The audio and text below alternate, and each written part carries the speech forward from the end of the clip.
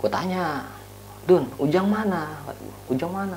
Ada tadi di belakang gua. Dia tadi gua ngeduluin dia pas mau muter ke bambu, kata si Midun gitu. Gak ada, tadi gua nggak dengar suara minta tolong gitu. Masuk, gua buka pintu baru separuh. Ada si Ujang, Mbak, duduk di pojok.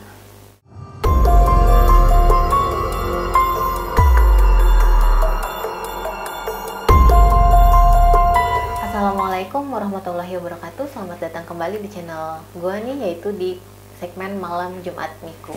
Guys, gue mau infoin ke kalian, kalau misalnya kalian mau sharing nih pengalaman horor di channel gue, itu boleh banget. Silahkan kalian DM gue aja di IG @mildakurnia12. Dan sebelumnya gue mengucapkan terima kasih kepada kalian yang sudah support nih channel gue dengan cara like, subscribe, dan share video ini. Nah, kali ini gue sedang berada di studionya salah satu channel misteri juga dengan nama channel Penatua.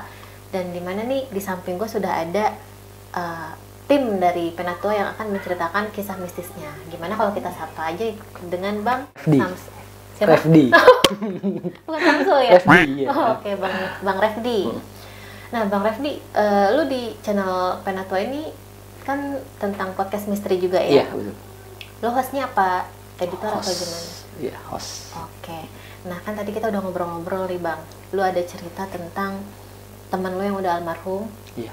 Terus ya kedepannya ternyata lu ada gangguan tuh dari katakanlah horin gitu. Oke, nah gimana ceritanya, kita langsung dengar aja dari Bang Refdi. Jadi gimana tuh Bang ceritanya?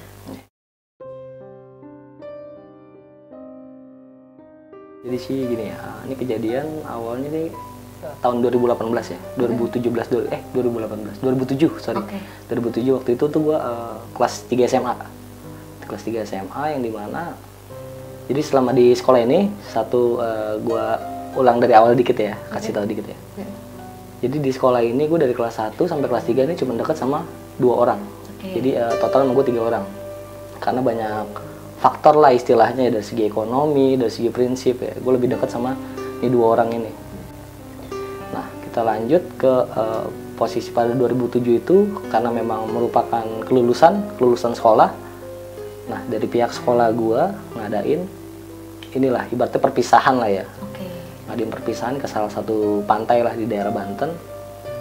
Yang dimana ya, itu juga memang perdana karena memang sekolah gua ini bisa dibilang baru dan memang angkatannya juga baru ada beberapa doang. Perdana angkatan gua. Nah, udah masuk ke hari yang ditentukan, kumpul lah kita di sekolahan. Sebelumnya kan gue juga komunikasi sama anak-anak yang lain, teman-teman gue ini, yang 2 ini, gue kasih nama samarannya aja ya, Midun sama si Ujang. Gue udah komunikasi sebelumnya, memang gue udah sering nongkrong bareng juga sama mereka, karena memang buat chat-chatan nggak bisa, karena memang gue belum punya alat komunikasi waktu itu. Kita kumpul di sekolahan, Midun datang, terus nggak lama si Ujang datang. Nah, cuman maksud gue, ini kan kita mau fun nih kan, acara perpisahan buat terakhir kali lah ketemu sama teman-teman sekolah. Ini bocah mukanya kok beda. Bedanya gimana? Jadi kayak lebih banyak merenung. Jadi kayak orang kayak merenung gimana sih, kayak ada yang dipikirin sama dia. Tapi setiap gue tanya, lu kenapa sih ya kan? Nggak biasanya lu kayak gini ya kan? Enggak, gue nggak apa-apa. Lagi nggak enak aja pikiran gue. Dia ngomong kayak gitu kan. Ya gue ngambil pusing, gue mikir mungkin ada masalah keluarga atau gimana. Sampailah di jam 8. Kita udah nyarter bis di sono tuh ada 3 bis karena memang angkatan gue juga cuman dikit kan. Kita naik bis. Nah, awal perjalanan tuh normal tuh Mbak. Awal perjalanan normal. Ya kita seneng lah, pada ada yang gitaran, ada yang ketawa-ketawa, pada ngobrol lah. Intinya kita pengen bikin momen yang memang nggak bisa kelupain nih istilahnya, karena buat terakhir kali juga kan. Nah, udah mau ke tujuan tuh jarak nggak berapa lama ban mobil pecah Mbak. Bisnya pecah, berhentilah kita nepi, yang dimana ya memang di sekitar itu kayak tanah kosong gitu, banyak rumput-rumput tinggi lah. Cuman ya udah mau gimana lagi kan, udah kira bis berhenti. Dan di situ pun bukan kebetulan sih, memang gue bertiga ini udah nahan buang air kecil Mbak, karena memang bis yang disewa dari sekolah gue ini nggak ada fasilitas itu. Kita turun dari bis sambil nunggu bannya dibenerin. Nih kita celak-celuk lah istilahnya ke sekitar lah, dimana nih yang bisa buat buang air kecil nih. Rumah warga pun nggak ada di sana, dia kebanyakan pohon ilalang gitu, tinggi-tinggi kan. Kita coba jalan, nyari agak melimpir jauh. Nah, ada tuh Mbak satu pohon gede. Di sana ada satu pohon gede, gue nggak tahu ya nama pohonnya apa ya, gue nggak paham lah. Nah, di situ tuh kalau gue tuh orangnya lebih ke suges ya Mbak ya, lebih ke suges, mikirnya ini pohon gini nih nggak mungkin nih nggak ada penunggunya. Biasanya angker gitu. Biasanya angker. Nah, tapi gue nggak notice, wah di sini ada ini enggak. Gue lebih ke mikirnya khawatir lah, kekhawatiran gue. Nah, teman gue si Midun, dia pun sama, dia kebelet, dia lebih milih buat nahan dibanding daripada buang kencing ke situ ya kan, istilahnya takut kenapa-kenapa. Nah, sedangkan si Ujang nih dia nggak bisa dibilangin, dia memang tipikal orang yang kalau udah kata dia ya udah maunya dia aja. Kita dilari lah ke dekat pohon itu, ke balik blok pohon itu, dia jadi agak melimpir lah, nggak kelihatan lah intinya kayak di belakang pohon.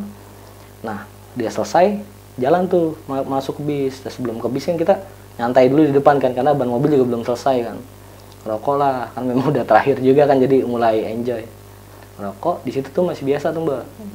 Si Ujang ini masih biasa. Sampai pas ban mobil selesai dibenerin, dia naik ke mobil kita nih. Jadi di bis itu posisi duduknya tuh si Ujang di dekat kaca, di seat 3 ya kita ya. Kan ada yang seat 3, sampingnya seat 2. Ujang sebelah kiri, pojok dekat kaca, di tengah Midun, gue di sebelah kanan, di pojok kanannya. Dari situ tuh gue ngeliat udah beda. Yang tadinya si Ujang ini ngebacot mulu Mbak, ngomong mulu, nggak berhenti-berhenti lah ibaratnya, ngeguyon lah. Ini dia lebih ke pasif, dia banyak diem, ya kan, dia banyak diem. Gue nggak tahu, gue pikir lagi nahan muntah atau gimana ya, mabuk bis ya perjalanan. Ditanya, nggak apa-apa, gue nggak apa-apa kata dia. Ya, gue sempet nekenin lagi, lu kenapa? Kalau memang mual, ya udah yuk minta obat di depan, mungkin ada obat mabuk perjalanan kan. Enggak, gue nggak apa-apa. Cuman memang intinya dari pas dia habis buang air kecil itu tuh udah mulai beda. Gue ngeliat kayak ada yang disembunyiin dari dia nih. Udah akhirnya gue ngambil pusing, gue tanya juga nggak disautin sama dia, intinya nggak dijawab keadaannya seperti apa kan. Sampailah kita ke tujuan, ke pantai tersebut tuh kurang lebih tuh jam 12-an, jam 1 masalah. Kita datang sampai sana, ya break makan siang dulu tuh, break makan siang segala macam, barulah masuk ke acara formal yang dimana kayak ada tukar kado, terus kayak kisi-kisi ya bah, kisi-kisi kayak kesan-kesan selama itu, karena memang angkatan gue baru nih. Nah di situ juga gue perhatiin karena memang gue tuh nggak jauh-jauh dari dua orang ini Mbak, dari si Ujang sama si Midun. Gue selalu barengan lah, ibaratnya udah kayak geng lah, kita ngegeng lah istilahnya, karena memang kurang dekat juga sama yang lain kan. Ini bocah gue tanya berkali-kali, dia sama aja jawabannya, gue nggak apa-apa. Sedangkan yang gue lihat ya memang kayak ada yang ditahan gitu loh, kayak ada kayak gelisah gimana sih, kayak tapi flat gitu Mbak, kayak nggak mau ngutarain apa yang dia rasa, tapi orang ngeliat dia kayak lu lagi kenapa sih istilahnya gitu. Gue coba sampai si Midun pun nyoba nanya, lu kenapa Blay, lu kalau masuk angin ayo gue kerokin dulu kata dia. Dia tetap jawab nggak apa-apa. Udah sampailah jam 3:30 selesai itu acara. Nah dapat jam bebas Mbak, jam bebas yang dimana tuh dari pihak sekolah tuh ngasih kesempatan lu ya, lu mau senang-senang dulu, ada yang mau belanja ya belanja. Cuman gue mikir waktu itu karena memang gue bertiga ini dengan setara ekonomi yang sejajar lah, ibaratnya sama lah, gue sama-sama mendasar lah ya istilahnya. Ya ngapain juga mau belanja pakai apa juga ya kan, nggak ada duitnya mau gimana. Ya udah, kira kita duduk doang tuh, duduk di situ. Nah, gue ngobrol sama si Midun, si Ujang tetap diem aja. Sampai tiba-tiba si Ujang bangun, sono yuk kata dia. Dia nunjuk ke arah pojok pantai lah istilahnya, ini tempat rombongan, jadi agak melimpir agak jauh Mbak. Gue mikirnya, wah ini bocah mungkin mau ngomong nih apa yang dia rasain, atau dia mau ngajak you-time lah ke kita ini. Nah, akhirnya yaudah yuk kita bangun semua nih, si Midun sama gua ngikutlah ke sana ke arah pojok pantai itu. Nah sampai di tempat itu ya biasa rebahan namanya di pantai kan, rebahan ngobrol-ngobrol tuh. Lebih banyak tuh percakapan tuh gue sama Midun. Si Ujang tuh lebih banyak diem sambil ngeliatin ke atas kan, tiduran ya, ngeliatin ke atas udah kayak bengong aja. Nah sampai satu ketika gue selagi masih ngobrol sama si Midun ini, Ujang bangun langsung duduk, berenang yuk. Jadi nggak ada basa-basi, nggak ada apa-apa, langsung ajakin berenang. Random aja. Gue mikirnya ya udahlah ngapain sih berenang, udah sini aja ngobrol enak gitu kan. dia diem tuh, dia nggak ngerespon omongan gue. Nah sedangkan si Midun notice, ayo, dia ngerasa tertantang Mbak. Jadi sedikit info, jadi dua itu tuh mereka memang bisa berenang lah, jago berenang lah, sedangkan gue nggak bisa berenang. Makanya gue kenapa gue coba nahan, ya karena intinya ya toh buat apa gue nggak bisa berenang ya kan. Walaupun gue udah di iming-iming sama si Midun, udah ntar gue gendong, ntar gue ajarin gini-gini, gue nggak percaya Mbak, karena tahu sendiri kan teman kayak gimana kan, ya kan, jahil. Ya udah akhirnya gue masih duduk ya kan, ditarik gue sama Midun, ayo berenang kata dia. Agak, gue nggak mau, ribet ya, ntar baju basah, tanah basah, ribet. Udah nggak apa-apa. Nah sambil ditarik tuh gue, sambil jalan si Ujang ngomong, balapan yuk. Dia ngomong ke si Midun, ajakin balapan. Gue mikir makin kagak jelas aja nih orang nih kan, masa iya, maksud gue pengen main air aja bareng-bareng gitu, jangan ditinggalin gue. Nah si Midun makin tertantang kan, ayo kata dia kan, Rep lu liatin ya, lu jadi jurinya kata dia gitu kan. Udah akhirnya kita masuk ke air, jadi di tengah jaraknya sih agak jauh ya Mbak, gue nggak tahu jaraknya itu berapa, pokoknya di tengah-tengah laut itu kayak ada apa sih namanya, kayak patok bambu gitu. Nah gue nggak tahu tuh fungsinya buat apa patokannya mereka itu ya, pokoknya no, bambu kita muter balik, siapa yang dulu menang duluan ya pokoknya beliin rokok, istilahnya begitu ya. Rep lu liatin Rep, betul deh, siapa yang duluan ntar. Oh yaudah kata gue. Nah mereka start berenang, gue mikir males juga Bang liatin orang berenang, mau ngapain, sensasinya di mana kan. Ya udah gue iseng main air, gue ngambil kayak kerang di dalam air gitu kan. Sesekali gue nengok ke mereka, oh masih agak belum nyampe ke bambu ini kan. Nah pas gue balik lagi ke air, pandangan gue nih di air nih, gue main kerang, gue nggak dengar suara minta tolong Mbak. Tolong, tapi sekali doang, cuman kenceng. Nah gue refleks dong lihat ke mereka, ke arah mereka. Yang gue lihat itu si Midun udah arah ke gue. Nah sedangkan si Ujang ini gue lihat nggak ada. Nah gue mikirnya ini bocah kemana? Terus tadi apa yang gue dengar itu bener ya kan? Apa cuman kayak sugesti gue aja apa gimana kan, keperasaan gue doang. Gue tungguin sampai si Midun nyampe ke gue nih. Dia nyampe, yes menang kan gue, kata dia gitu kan. Gue tanya, Dun, Ujang mana? Ujang mana? Ada tadi di belakang gua, dia tadi gua ngeduluin dia pas mau muter ke bambu, kata si Midun gitu kan. Nggak ada, tadi gua nggak dengar suara minta tolong, gua gituin kan. Ah yang bener lu, kata dia gitu kan, dia masih nggak percaya lah sama gua. Terus ya gua coba nunggu, dan karena memang Midun pun tahu, gua tahu sifatnya si Ujang seperti apa, gua mikirnya ini kan orang jago berenang, ya kan. Mungkin dia mau ngeprank, ya kan. Iya. Dia berenang di situ, mungkin ntar nimbulnya di mana, jadi kayak bikin kita panik dulu. Udah tungguin dulu, paling ntar ngumpet nih bocah, paling di apa namanya, memang dilama-lamain lah istilahnya, dia nyelam dulu atau gimana. Kita masih berpikir positif Mbak di situ Mbak. Sampai beberapa menit gue tungguin, nggak nongol-nongol. Nah mulai panik dong gue, mulai panik, dan si Midun pun panik. Karena di situ si Midun yang bisa berenang, nah dia ngotot, dia mau nyari sendiri, gue tarik. Jangan kayak gitu kata gue. Ini kita mesti bawa guru, nggak bisa lu main gerak sendiri, ntar lu kenapa-kenapa makin gue yang kena ya kan. Tapi teman gue Rev ini teman gue juga kan istilahnya. Ya udah gue jelasin di situ, mau tuh si Midun buat ngasih tahu ke guru dulu. Nah akhirnya gue lari sama Midun ke arah guru tuh rombongan. Nah di situ ada beberapa guru, kurang lebih 4 atau 5 orang itu guru gue. Gue nyoba nyeritain kronologisnya, apa si Ujang nggak ada, tadi lagi berenang hilang ini. Saya percaya mereka, jadi nggak digobris lah istilahnya. Mungkin di sana mereka berpikirnya, ah ini kan perpisahan nih, lu mau ngeprank gua atau gimana ya kan istilahnya gitu kan. Gua sampai demi Allah, akhirnya mereka percaya juga.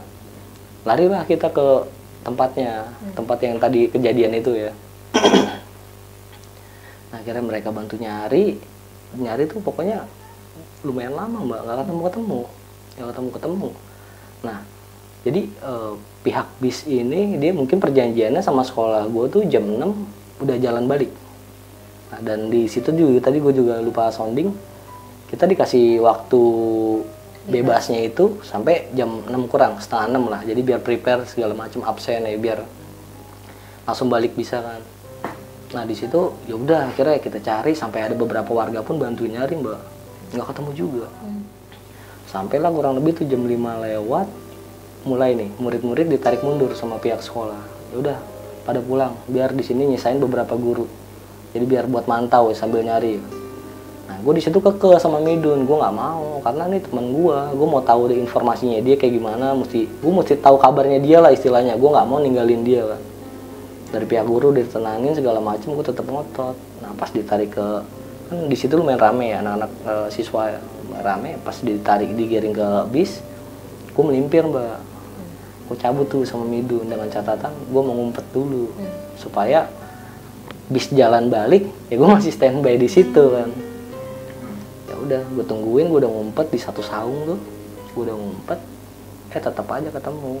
Jadi mungkin di bis di absen lagi. Pasti. Nah di situ nggak ada gue sama Midun, dicari lagi tuh, akhirnya ketemu, dipaksa lah gue dengan ibaratnya di omel-omelin lah, lu nggak percaya banget sih sama orang istilahnya kayak gitu.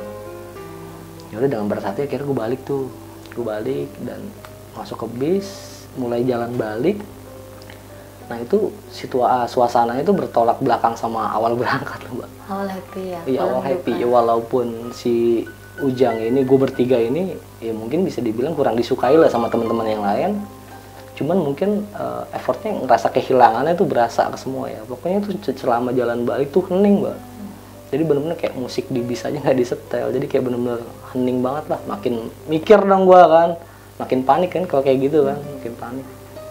Udah tuh akhirnya jalan balik tuh lancar normal. Gue jalan lah pulang ke rumah dari sekolahan, kan memang jarak dari sekolah gue ke rumah gue nggak terlalu jauh, jadi gue jalan kaki mbak. Nah gue jalan kaki, ya namanya kepikiran teman deket ya, ibaratnya ya sohib lah, lagi kenapa kan kita nggak bisa ada di sana kan, sakit ya perasaan hati. Sampai rumah ketemulah bokap gue buka pintu, assalamualaikum. Ya udah salim tuh gue sama bokap neletuk, lu kenapa habis jalan-jalan malah muka lu begitu? Ntar lah mau istirahat dulu, mau mandi dulu. Gue mikir dari habis main air sampai kering lagi tuh gue nggak ganti baju sama sekali mbak, sama Midun juga. Ya udah akhirnya gue salin baju segala macem, barulah gue ngobrol sama bokap gue ceritain si Ujang nih tenggelam hilang gitu. Bokap gue ngiranya bercanda, gue bilang lagi ya kali gue masalah nyawa bercanda ya kan. Di situ bokap gue nyaranin ya udah lu sholat doain biar ketemu lah istilahnya sehat ya kata bokap gue. Nah di situ tuh gue mulai yaudahlah bodo amat lah, gue capek kata gue. Udah mulai nggak mau mikirin lah, mulai ngobrol-ngobrol yang lain lah, ibaratnya coba menyampingkan itu dulu kan. Gue lagi ngobrol sama bokap gue tuh kurang lebih jam 10-an tuh, jam 10, jam setengah 11-an. Gue lagi ngobrol sama bokap gue, jadi kebiasaan keluarga gue ini memang sering ngumpul nih mbak nih. Sebelum tidur nih kayak kita ada Q time dulu ngobrol, ngomongin apa pakai ngalor ngidul, pokoknya ngumpul lah istilahnya. Nah di situ gue lagi ngobrol sama bokap, ada yang manggil gue mbak, Ref ya. Nah yang denger cuman pada pertama kali itu bokap gue, nyokap gue sama adik gue, kakak sama gue nggak dengar. Mana orang nggak ada yang manggil tuh gitu kan, tadi ada yang manggil ya kan. Ya udah bodo amat lah, orang sekali doang kan, gue mikirnya ya mungkin teman gue lewat sambil naik motor ya kan, gue gak ngerti. Terus nggak lama ngobrol lagi segala macam, ada lagi nih yang manggil. Nah kalau kali itu gue denger, pas panggilan kedua itu gue denger dan semuanya denger, kakak gue juga udah mulai denger kan. Ini siapa ya, gue mikir ya malam-malam nyamper gue siapa ya, karena memang di tongkrongan pun gue jarang nongkrong mbak, ibaratnya anak rumahan banget lah istilahnya. Nah yaudah tuh akhirnya gue longok, buka pintu, gue cek nggak ada orang sama sekali tuh. Gue buka, gue cari, nggak ada orang sama sekali sampai gue keluar pagar rumah gue nih. Gue telinga-telingu karena memang rumah gue juga bisa dibilang udah nggak ada akses lagi ke tempat lain, ke pojok. Gue sempat telinga-telingu nggak ada orang, gue mikirnya. Terus gue masuk kan, siapa di, kata bokap gue gitu. Nggak ada orang. Nah tadi yang manggil siapa? Tahu ah. Gue makin pusing ya kan, keingetan lagi kan. Gue di situ belum berpikiran yang macam-macam yang bayang maksudnya. Terus ya udahlah, aku mau tidur gitu. Jam 11 lewat gue masuk ke kamar, gue mulai tidur tuh. Nah jam 2-an gue kebangun, buang air kecil kan, kebelet buang air kecil. Dah, jadi rumah gue ini kan tingkat, gue ngontrak di satu rumah tingkat, kamar mandinya ada di bawah doang, deket ruang tamu. Di atas tuh nggak ada. Nah jadi kalau gue mau pakai kamar mandi gue mesti ke bawah. Udahlah, biasa aja kan gue mikir kan. Gue turun ke bawah. Nah, selesai dari kamar mandi, gue keluar, sampai depan pintu kamar mandi, gue nggak denger tuh mbak, suara lagi. Panggilan lagi. Ref, ya kan? Manggil nama gue. Kali itu gue nggak berani nengok karena gue mikirnya gini. Tadi gue berani nyamperin karena posisi rame nih, ada orang tua gue, ada kakak gue, komplit lah. Ini nggak mungkin nih, gue nggak berani lah istilahnya. Ya udah, gue acuhin, gue langsung lari naik ke kamar ke atas. Gue naik ke atas. Nah jadi sebelum gue ke kamar mandi itu kan pintu gue tutup, Mbak. Tuh kamar gue tutup biar nggak ada nyamuk kan. Nah, pas gue mau masuk, gue buka pintu baru separuh, ada si Ujang, Mbak, duduk di pojok. Nah, itu bukan jadi di rumah gue kan kamar nih, kotak nih, dia di sudut kamar lah. Nah dan itu tuh posisi paling ibaratnya posisi yang paling dia senengin kalau lagi nongkrong di rumah gue, nyender di pojok sambil main gitar.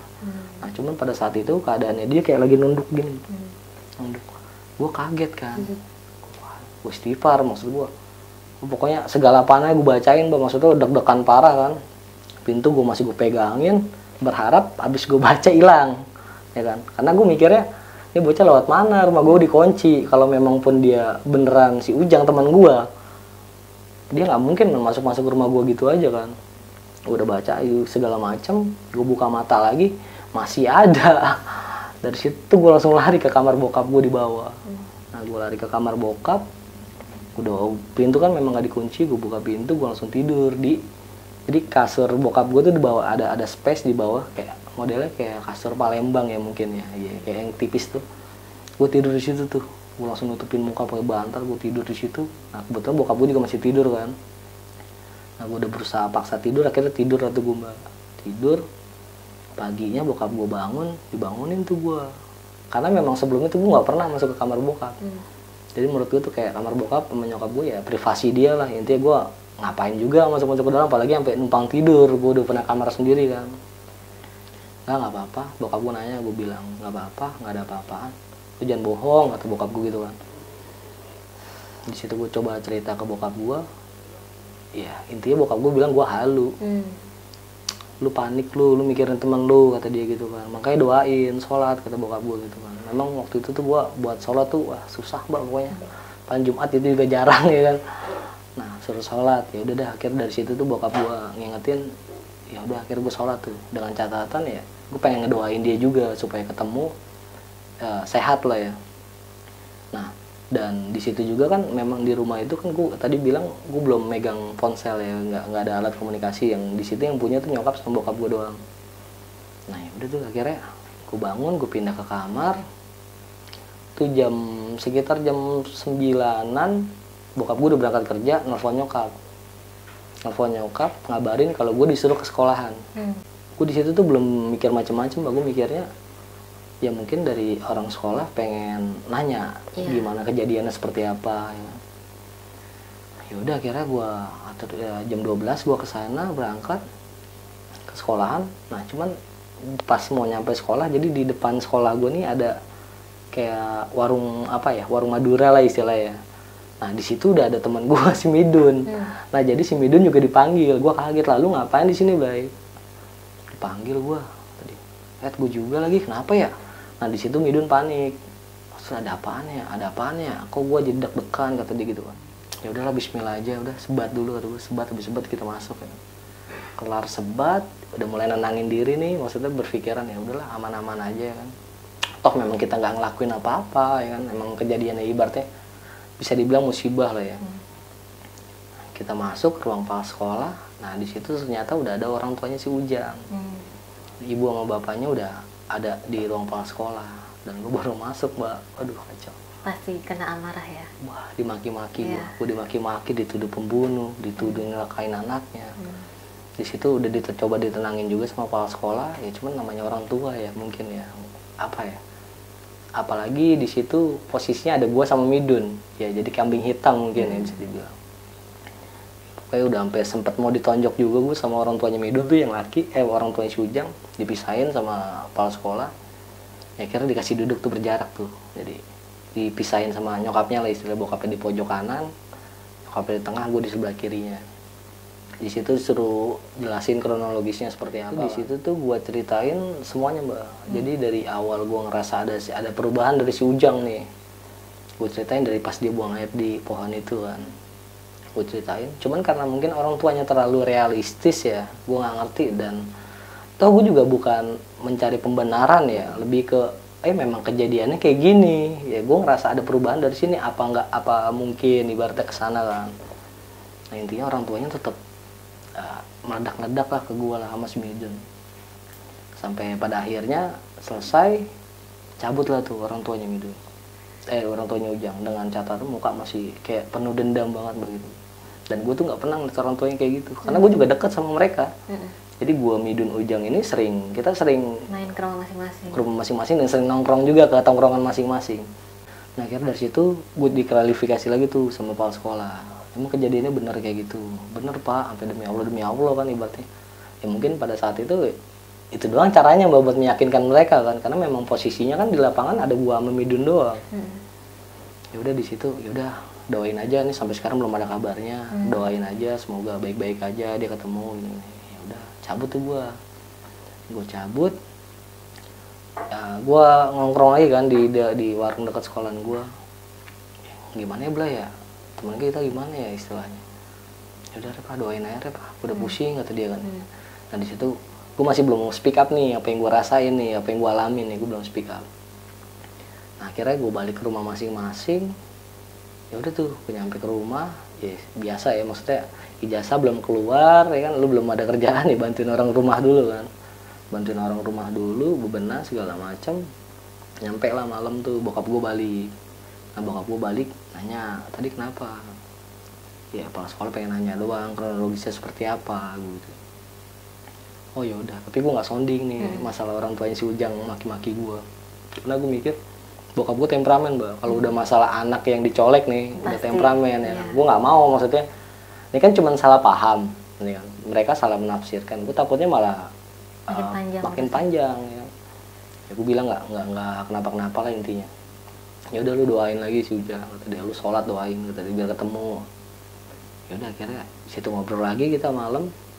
Cabut lah gue tadinya panik juga Mbak, mau balik ke kamarnya masih panik karena masih keingetan kan sebelumnya ditongolin kan. Ya udah akhirnya gue mikir waktu itu gue jam 10:30 kurang, malah jam 10:30 kurang gue udah berusaha, maksud gue kalau gue tidur lebih cepat gue nggak kebangun, gue nggak bakal dapetin apa-apa nih, gue nggak bakal dapetin gangguan apa-apa. Ya udah gue ngobrol, gue cabut duluan ke kamar, gue tidur. Gue mikirnya di depan nih masih rame nih, intinya gue mikir kalau kenapa-napa pun mereka masih bisa nolongin gue teriak segala macam. Di situ gue tidur, gue coba paksain tidur, nggak bisa. Akhirnya gue ketiduran juga, bangun lah gue, kebangun lagi mau buang air kecil. Cuman posisinya nih udah mau subuh, jadi kan sebelum subuh itu kan biasanya ada intronya Mbak ya, jadi kayak apa ya, kayak salawatan gitu. Nah itu udah ada suara itu, gue mikirnya oh udah mau azan. Panik juga, tetap panik mah panik, cuman gue mikirnya udah mau azan. Yang gue tahu ya dulu ya, setan kan kalau azan balik ya, pulang ya istilahnya, setan pulang. Ya udah gue duduk dulu bentar, gue mulai keluar kamar, karena gue ingat waktu itu kamar pintu gue tutup, gue buka separoh. Jadi posisi kasur gue ketutupan pintu kan, tapi yang kemarin gue ngeliat posisi yang gue ngeliat si Ujang itu kelihatan langsung. Nah akhirnya gue ke kamar mandi, pintu gue tutup, gue buka separoh. Normal tuh, gue ke kamar mandi. Setelah dari kamar mandi pun nggak ada suara lagi yang manggil. Gue mikir ya memang bener nih udah mau subuh nih. Ya udah akhirnya gue turun, gue naik lagi ke kamar gue. Pas gue mau masuk ke kamar kan pintu akhirnya gue lebarin kan biar badan gue bisa masuk. Gue lebarin, ditongolin lagi gue Mbak. Ada lagi. Cuman posisinya dia ngebelakangin sekarang di kasur gue. Dia tidur di kasur gue, posisi ngebelakangin. Di situ gue nggak panjang lebar lagi, gue nggak baca-bacaan aja, gue tinggal kabur langsung. Gue langsung banting pintu, gue lari ke bawah ke kamar bokap gue. Nah bokap gue posisi di situ udah bangun, mungkin mau sholat subuh ya, gue nggak tahu. Bokap gue udah bangun, ngeliat gue gerubuk kayak gitu, mungkin penasaran kan, lu kenapa? Kata dia. Enggak, gue nggak mau cerita tuh. Enggak, lu kenapa emang, kata dia. Gerubuk kayak lu kayak orang kesetanan, kata bokap gue gitu kan. Enggak apa-apa. Kira bujuk dipaksa terus sama bokap gue tuh tipikalnya gini Mbak, dia kalau belum nemuin jawaban yang pas di hati dia nih cecer terus. Ya akhirnya gue terbuka dong, ada si Ujang di kamar. Wah lu gila lu, teman lu belum ketahuan kabarnya ya kan, lu ngomongin dia mulu, kemarin katanya lu ditongolin juga, kata dia gitu kan. Ya emang bener mau gimana ya kan. Udah akhirnya gue ditarik sama bokap buat ngecek langsung. Gue nolak mbak, gue nolak kayak panik lah gue, gila aja kan, disuruh balik lagi, gue habis deg-degan turun dari atas, dipaksa naik kan bokap gue ke kamar gue, dibuka bokap gue nggak ada apa-apaan. Nah itu makanya bokap gue makin emosi sama gue gitu kan, makin emosi gue sampai demi Allah, Pak demi Allah ada di situ gitu kan. Nah di situ tuh yang gue lihat tuh bajunya ya, maksudnya kenapa gue bisa bilang nih si Ujang ya, walaupun ya walau alam ya mbak ya, siapa ya, karena baju terakhir yang dia pakai sebelum tenggelam itu, sebelum hilang itu, sama celana yang dia pakai itu yang ada di, yang gue lihat itu sama persis ya. Sama persis. Makanya gue mikir ya mungkin bisa dibilang korinnya atau setan yang menyerupai, gue nggak tahu ya. Ya udah akhirnya tuh gue turun sama bokap gue suruh tidur di kamar gue nggak mau, walaupun udah lagi ajan ya, udah mulai mau ajan, gue nggak mau, gue tetap tidur di kamar bokap gue kan. Ya udah selesai tuh dari atas gue langsung ke bawah lagi, tidur tuh gue tidur di kamar bokap, bangun tuh jam 8, agak siang tuh gue bangun agak siang. Nah bokap gue waktu itu juga belum berangkat kerja, biasanya kan dia jam 7:30 udah berangkat, mungkin masih khawatir kali ya sama guanya yang kayak gitu ya. Nah bokap gue di situ ngomong, yaudah ntar bapak tanyain ke teman, kata dia gitu. Gue masih mikirnya gini, ya teman bokap gue siapa sih ya kan, hitungannya gue masa bodoh lah, istilah gue nggak kenal juga kan. Udah ntar bapak tanyain ke teman, bokap gue ngasih kisi-kisi gitu doang kan. Ya udahlah serah, kata gue. Ya udah akhirnya bokap gue berangkat, gue jalan, mulai bantuin nyokap tuh di rumah tuh, bebenah lah istilah gue, bebenah. Nah jam agak siangan tuh nyokap gue nyuruh ke warung. Gue mikir iya warung dari tongkrongan gue kan memang nggak jauh ya, dan gue mikirnya siang juga siapa juga yang nongkrong ya kan. Jadi kalau gue disuruh nyokap ya santai aja kan. Ya udah akhirnya gue ambil inian duitnya, gue ke warung. Nah sampai di warung itu gue papasan sama teman tongkrongan gue. Dia beli rokok kan, gue lagi beli pesanan nyokap. Dia nanya, Blay, teman lu kenapa semalam? Diam aja di depan rumah, kata dia. Teman gue. Bingung siapa ya kan? Teman gue yang mana, Blay? Nah jadi teman tongkrongan gue ini tahu muka, tahu ibaratnya stylannya dia, tapi lupa nama, nggak tahu nama. Jadi kayak saya hello aja ya mungkin ya.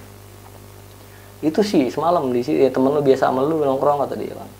Nah gue mikir teman gue yang biasa gue ajak nongkrong Midun, kalau nggak Ujang berdua. Dan gue mikirnya Midun pasti.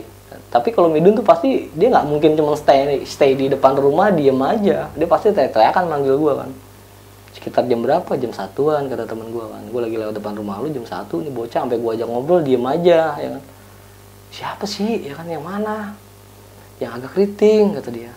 Gue mikir tongkrong ini antara gue bertiga nih, yang agak keriting si Ujang doang mbak. Midun tuh rambutnya lurus banget jatuhnya. Oh, ada ciri khas ya, ciri khas fisiknya gitu. Ciri khas fisiknya kayak gitu kan. Gue mikir kan. Nah karena memang gue juga belum sounding ke teman-teman gue kan, setelah kejadian itu kan gue nggak pernah nongkrong lagi tuh, nggak pernah ngumpul lah istilahnya. Oh yaudah Blay, kata gue. Itu teman lu suwe banget, gue ajak ngobrol didiemin gue gitu. Maksud gue, kata dia nih, kalau memang lu mau manggil si Repdi ya biar gue bantu manggil gitu loh. Lu tanya didiemin aja gue. Itu kayak marah sama lu bagaimana, kata si teman gue itu kan. Udah biarin aja, gue gituin aja kan. Gue belum nyonding tuh ke dia tuh kalau ibaratnya si Ujang ini udah nggak ada. Belum ketemu, belum ketemu. Nah akhirnya gue balik sampai rumah nganterin, gue masih makin kepikiran dong hitungannya, kok ternyata ada ya kan. Sedangkan kemarin hari pertama malah gue denger suara, gue cari nggak ada kan. Nah hari kedua malah temen gue yang nemuin. Ya udah gue kasih ke nyokap barang pesanannya, ya gue mulai bebenah lagi. Ditelepon lah nyokap sama bokap gue, dikasih kabar yang dimana nih si Ujang ketemu, cuman meninggal. Ketemu fisik atau secara terawang aja nih? Ketemu fisik. Oh, ketemu fisik. Itu bokap gue sekitar jam 12-an lebih lah, pokoknya nggak lama dari gue ke warung itu ngasih info. Bokap gue dapat kabar dari sekolah kan, ngasih info ke gue. Ya intinya gue berangkat ke rumahnya Midun, ke rumahnya si Ujang. Cuma di sini kan posisinya kan, gue ingat ya mbak ya, sebelum pas gue ke kepala sekolah, ketemu diinterogasi sama kepala sekolah, perlakuan orang tuanya Ujang ke gue kayak gimana tahu kan. Gue ngedon mbak di situ mbak. Gue ngedon, gue berangkat nggak ya? Cuman kalau gue nggak berangkat, ini temen dekat gue. Masa iya gue nggak bisa ngelihat dia buat terakhir kali kan. Di situ gue ngumpulin niat lagi, gue ngumpulin keberanian. Udah fix gue minjem motor nih ke teman gue nih, karena kan gue memang gak ada kendaraan kan. Gue minjem motor ke teman gue, nah kebetulan dia lagi libur kuliah kan, pakai lah. Gue nggak berani jalan sendiri mbak. Gue jemput si Midun, gue jemput Midun. Gue udah rapi, pakai baju koko segala macam. Gue jemput Midun. Si Midun masih santai, biasa aja. Maksudnya kayak belum dapat kabar istilahnya. Gue tanya, Blay, Ujang udah ketemu? Iya, gue udah tahu kata dia.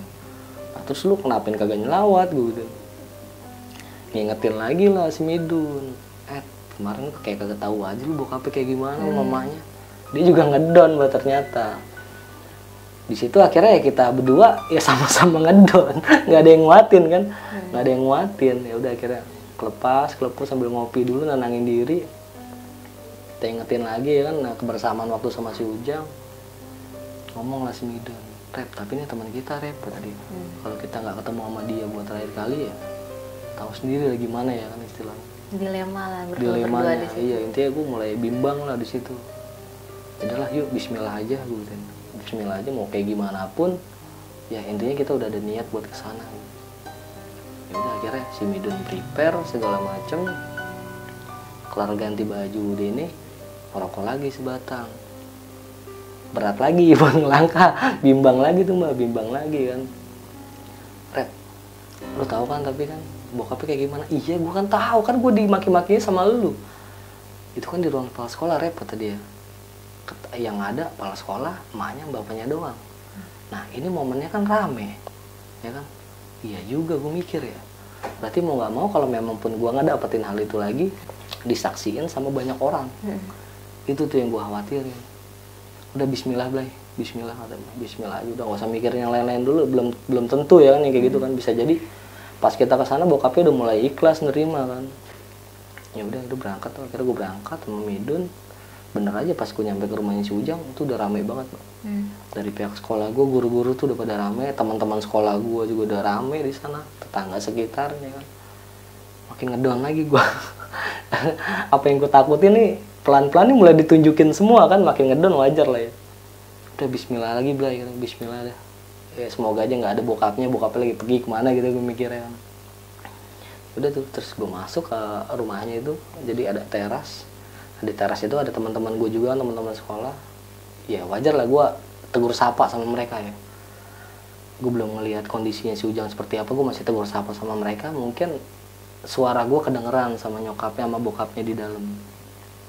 Pas gue selesai ngobrol, gue mau masuk, bokapnya langsung keluar pintu maki-maki gue sama si Midun.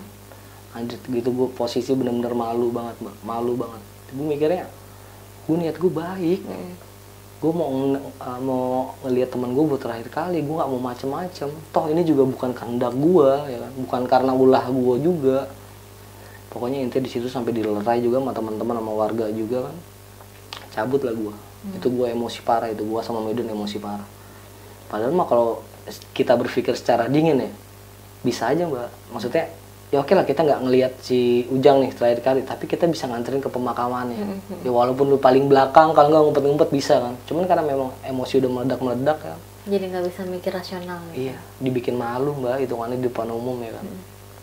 Ya udah gue balik ke rumah Midun, gue ngobrol sama Midun tuh. Nah di situ udah mulai tenang, gue nyoba nanya lah Mbak.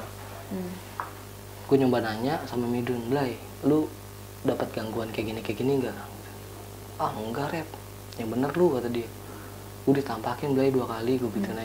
Sampai temen tongkrongan gue juga ada yang diliatin gue gitu. Ah enggak, gue dimimpiin doang kata dia gitu. Si Midun ngomongnya dimimpiin doang Mbak.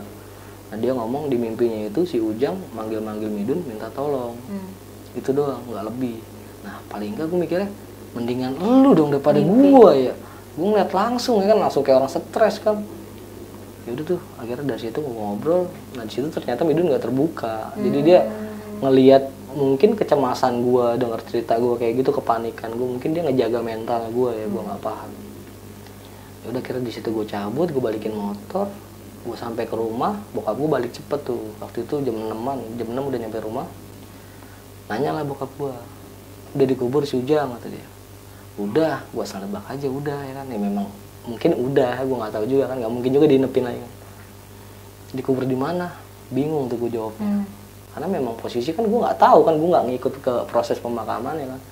Gue asal sebut aja mbak, tuh di pemakaman situ nggak jauh dari rumahnya.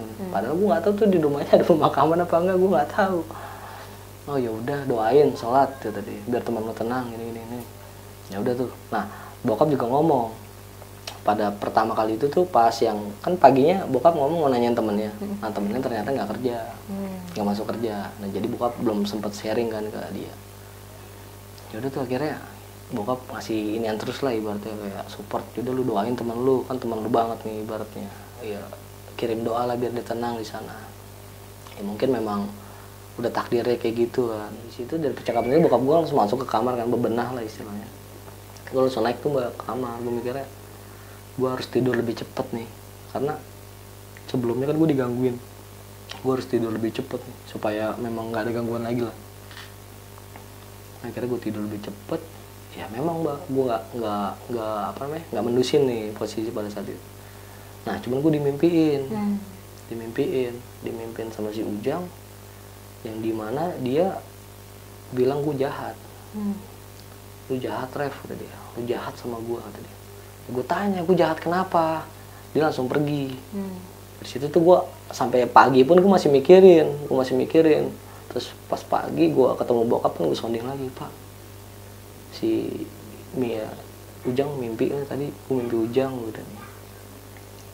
Ya udah doain, makanya mungkin dia masih berat kali ninggalin lu pada, kata bokap gitu kan. Ntar bapak tanyain, mungkin di teman bapak kerja, kata dia. Ya gue mikir ya udah dah. Dari situ ya udah, kata gue. Udah tuh, gue mulai ngelamar kerja tuh mbak. Gue ngelamar kerja, ya belum dapet ya, namanya ijazah belum keluar kan. Posisi ya udahlah, akhirnya gue mikir apa jangan-jangan ini gue dimimpiin karena memang gue belum ke makam. Gue sempat mikir ke sana tuh. Habis balik ngelamar, ya udahlah gue ke rumah Midun. Blay, gue diimpiin lagi gini. Ya mungkin lo kepikiran kali Rep sama dia, lo masih belum bisa ngiklasin lah istilahnya. Walaupun pada kenyataannya tuh si Ujang lebih dekat ke Midun mbak. Sebenarnya ya buat masalah apapun, kayak masalah internal dia dicurhat ke Midun. Ke gue tuh ya cuman kayak bercanda bareng, intinya kita kompak ya buat bercanda segala macam lah istilahnya. Tapi yang ngerasa lebih berat kehilangan tuh gue, karena mungkin perdana juga kali ya, teman gue baru ada meninggal tuh perdana. Dari situ gue nanya ke Midun, kita sering ngelawat kali Dun ya, gitu. Seru ziarah istilahnya. Ya udah Blay, ayo kita kesana yuk, mumpung masih sore, kata si Midun gitu kan. Nah gue mikir, siapa yang tahu Blay, emang lu tahu kan lu balik sama gue. Nah kata Midun, nah kan ini bocah deket rumah, kata dia. Nah ada teman satu kelas gue yang gue ketemu di tempatnya si Ujang. Nah dia, gue ngeliat datang ke makam. Iya intinya mungkin di rumahnya sih, gue ketemu si Ujang kan di rumahnya, ketemu temen gue ini di rumahnya Ujang kan. Pas gue mau ngelayat, no si A no, sebetulnya si A ya. No si A no kan ngikut kemarin, dia tahu kali ya. Yaudah deh, coba dah, ayo lu bebenah, dia si Midun bebenah. Turunlah kita berangkat ke rumah si A ini. Kita nanya, ada si A nya memang. Blay, makamnya si Ujang di mana? No di pemakaman no, kata dia. Ya pemakaman gede kan Bay ya. Ayo anterin gua, gitu. Ogah mager gua, kata dia gitu. Ya gue mikir ya nggak bisa marah juga, bahkan memang dari dulu gue nggak deket sama mereka kan. Ya udah terus patokannya mana, gue gitu. Nah kan gue nggak tahu, nggak mungkin gue makam gue puterin satu-satu gue cari. Nah pokoknya patokannya dari gerbang nggak jauh ada kayak lampu jalan PJU gitu ya kan, di pemakaman jalan kan pasti ada penerangan. Di dekat PJU ketiga kata dia, lu belok kiri aja nggak jauh dari situ ada, kata dia. Ya ibaratnya modal nerawang lagi kan kita kan. Ya udah Dun, bismillah ya Dun. Berarti nggak bisa marah juga kan bocah begini kan. Gue jalan sama Midun ke pemakaman itu. Nah di situ tuh gue nggak ngikutin petunjuk dari temen gue mbak. Gue lebih feeling ke kok gue bawanya pengen ke mana namanya lampu yang satu lagi ya. Jadi bisa dibilang keempat. Kesana ya. Sono Dun dulu Dun. Jadi kayak ada yang ngarahin gitu, gimana mbak. Gue belok kiri, cuman belok kanan lagi. Nah kalau teman gue bilang kan belok dari lampu itu belok kiri ada di situ kan. Nah ini belok ke kanan lagi ketemu mbak. Jadi intinya itu tuh gue nyari makam si Ujang nggak lama. Nah dari situ gue mulai ngedoain segala macam, meledak lah disitulah istilahnya kayak ya pada nangis lah istilahnya. Gue sama Midun pada nangis ya karena memang mengenang banget sih intinya. Ini bocah memang ibaratnya teman dekat kita banget ya. Sampai Si Midun marah-marah segala macem sampai nangis juga. Ya udah selesai, cabut lah. Nah, dari situ pamit ya segala macem. Kita pulang ke rumah masing-masing, gue nganterin Midun dulu. Nah di situ gue masih nanya lagi mbak, gue masih nanya Midun, Blay, lu beneran Blay, lu ngalamin apaan? Gue gitu nanya, kok gue sampai segininya, gue gitu. Enggak, Rep, gue dimimpiin doang, kata dia. Dia selalu ngomong kayak gitu, dimimpiin doang. Yaudahlah, bodo amat lah, kata gue, bodo amat. Nah akhirnya gue pulang ke rumah, bokap gue udah di rumah ternyata. Itu gue pulang belum ada jam 5, masih jam setengah 5. Bokap udah di rumah. Gue dimaki-maki sama bokap. Kenapa? Nah, jadi bokap temennya bokap nyonding. Jadi temennya bokap nyonding kalau gue tuh nggak ngikut nganter dia ke pemakaman. Nah, gue bohong kan sebelumnya bokap. Nah, pokoknya intinya jadi kesimpulannya gue mikirnya gini ya, mungkin temennya bokap gue ini orang bisa. Nah, jadi dia bisa nerawang kayak gitu. Ya intinya gue dimaki-maki dan dia juga ngomong kan, lu kenapa sama bapaknya si Ujang? Kata dia gini, pokoknya marah besar lah intinya.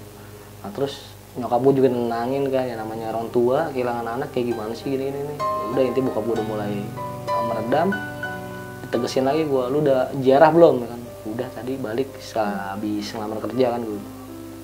Beneran lu? Kata dia. Udah, wajar lu masih digangguin, lu nggak datang ke sana, kata bokap gue gitu kan. Ya udah dulu sini ntar bapak mau ngomong, kata dia. Nah bokap gua ambil air dulu, mungkin ngasih ke gua biar gua nyaga tenang, habis dia omel-omelin kayak gitu kan, nih minum, kata dia. Nah dijelasin lah, akhirnya di situ bokap membuka suara. Menurut penglihatan temennya ya, si Ujang ini dicelakain sama sosok yang ada di pohon. Nah, jadi dicelakain sama dia. Nah yang nyelakain ini nih modelnya kayak ular tapi gede. Nah gue nggak paham tuh namanya apa, pokoknya kayak sosok ular, mungkin siluman apa gimana gue nggak paham.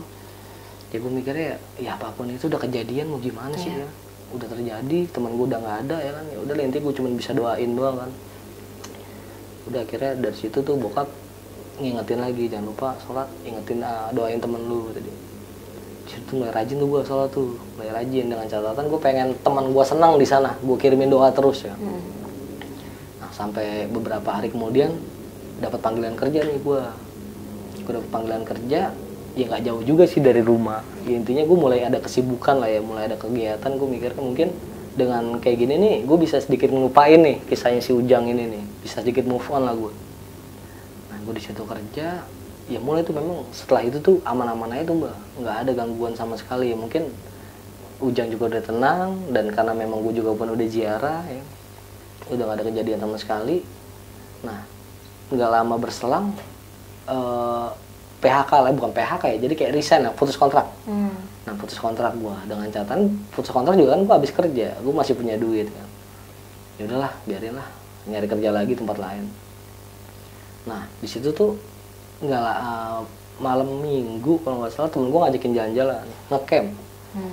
Gue lagi nongkrong, teman gue ternyata udah pada rapi, jadi temen tongkrongan gue tuh paling bisa dihitung jari lah, sisanya tuh pada teman kuliahnya, teman kerjanya, jadi kayak rombongan rame-rame lah, teman dari mana aja. Ikut yuk, kata dia. Kemana lu kan?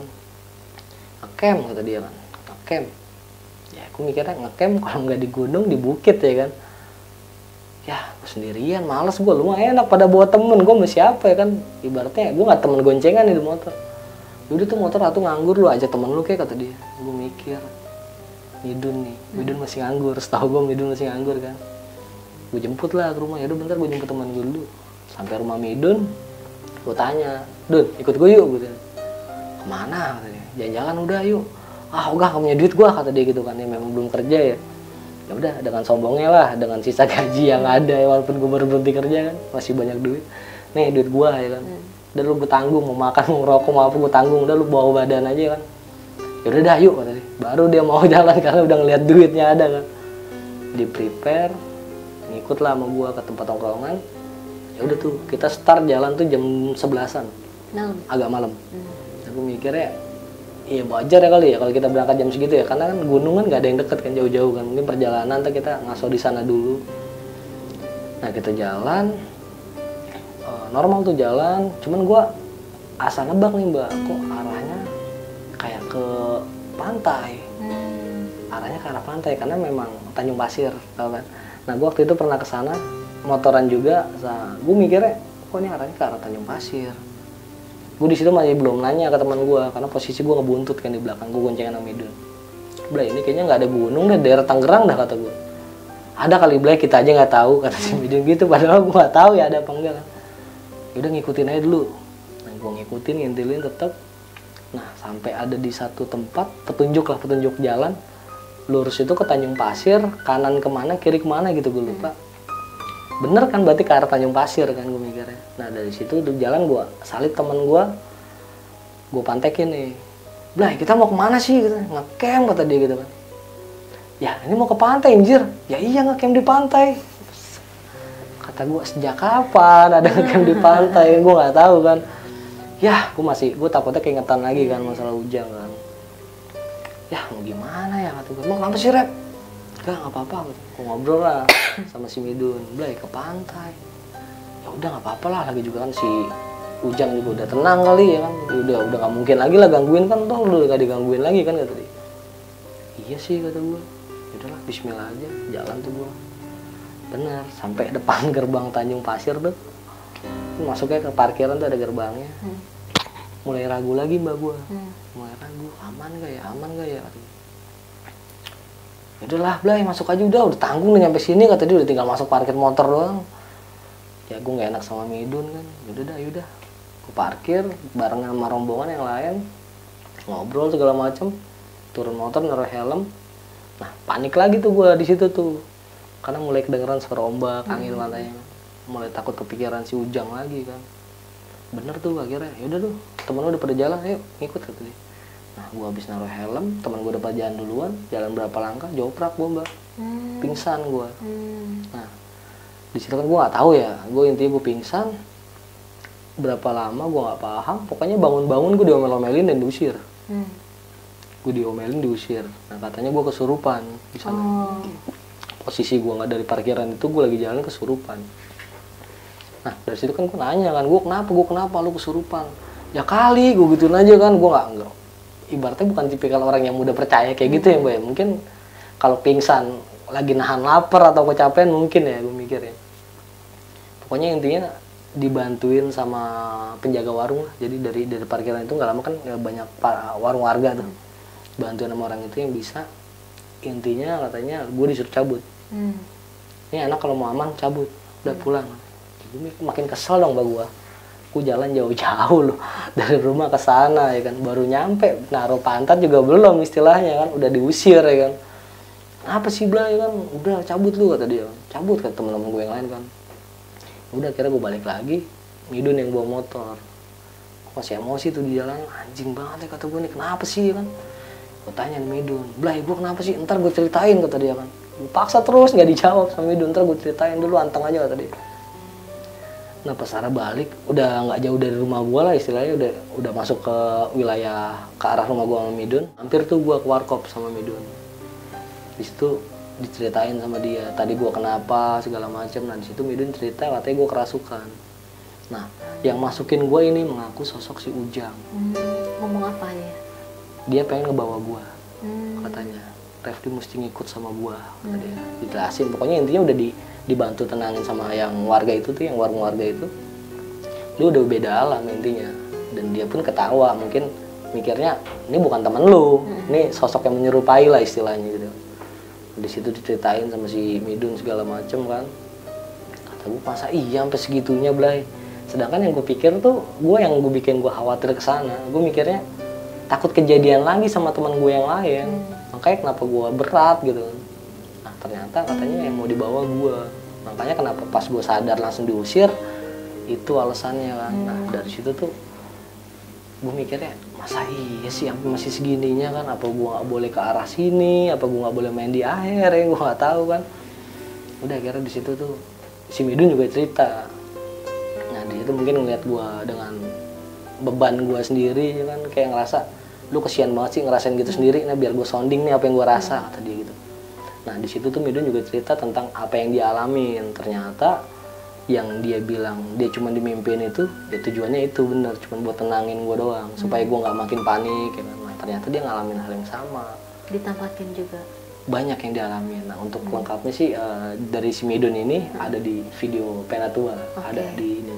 Ada di channel Penatua ya. Iya. Itu di apa berapa video dari apa kalau misalnya Pokoknya, mau di scroll nih, mau di scroll. Ada di pencarian Midun aja ntar nongol dia. Oh judulnya Midun. Iya. Oke. Nah teman-teman yang penasaran nanti boleh kepoin channelnya Penatua dengan judul Midun ya. Iya Midun. Dan di sana tuh penjelasan lebih lengkap ya karena memang kan gue bilang tadi kan si Midun ini kan dia memang lebih deket ya sama si Ujang. Nah jadi lebih banyak hal yang dialamin lah dibanding gue yang dekat cuma sekedar bercanda walaupun kita teman dekat ya gitu. Ya udah kembali ke warung kopi tadi nih, Midun cerita kayak gitu, ya gue juga shock dengernya kan, kata gue anjir berarti sama aja kayak gue ya kan, lebih parah lu kan. Ya mau gimana Rep, gue pengen ngasih tahu lu takut lu makin ngedown ya kan. Udahlah bismillah ya bodo amat, gue pusing gitu kan, gue pusing intinya. Udah gue ngantri Midun cabut, gue balik ke rumah. Di situ tuh gue mulai gimana ya, gue mikir gue mesti gimana ini buat keluar dari zona ini istilahnya. Gue coba apply tuh lewat email tuh kerjaan di luar-luar lah, ibaratnya kayak yang jauh dari Tangerang di Jakarta. Nah qadarullah tuh nggak nyampe sebulan dapat panggilan tuh gue kerja di daerah Jakarta Pusat. Nah di sana dan di situ pun diharuskan gue ngemes. Jadi dikasih budget buat mes, bayar kontrakan, jadi biar standby di sana. Nah, alhamdulillah tuh gue mikirnya wah berarti ada jalan nih, mungkin dengan ini nih gue bisa lepas dari semua ini nih, gue mikirnya gitu kan. Ya udah kita gue bekerja di sana, gue kurang lebih hampir 2 tahun lebih di sana di bidang farmasi itu ya, hampir 2 tahun lebih. Nah setelah itu tuh memang udah gue alhamdulillahnya nggak ngalamin lagi. Dan gue mikirnya mungkin si teman gue ini si Ujang udah tenang di sana ya, dan makhluk-makhluk yang keblek-keblek ini nih yang menyerupai dia nih mungkin juga udah malas juga kali, udah bosan juga kali. Oke. Gitu. Nah dari akhir cerita lu nih, sebenarnya lu ada traumatis nggak sih sampai sekarang kalau ke pantai? Kalau untuk saat ini sih enggak, paling agak keingetan dikit ya. Gue lebih sih kebanyakan sih lebih khawatir sih Mbak. Kekhawatiran gue sih yang lebih menggebu-gebu ya, kayak semacam temen gue mau bilang udahlah ngapain sini aja. Jadi kayak takut keulang lagi kejadian yang sama pada si Ujang ini gitu sih. Oke.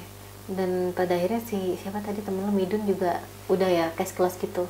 Nggak, setelah pulang dari pantai tadi nggak ada. Nah di situ gue nggak tahu.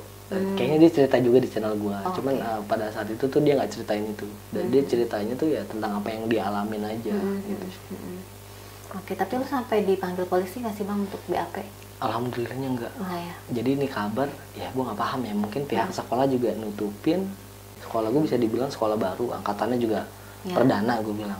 Jadi mungkin ya gue nggak tahu ya, mungkin sengaja nggak di up ke media supaya nama sekolah juga nggak jelek.